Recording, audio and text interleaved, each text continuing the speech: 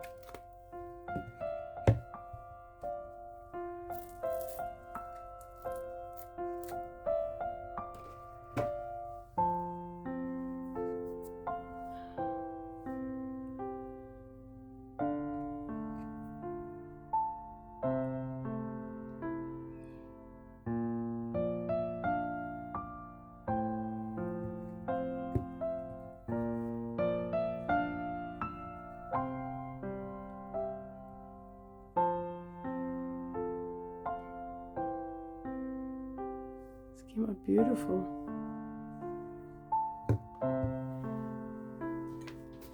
Put it on the back. Oh, it's a mess.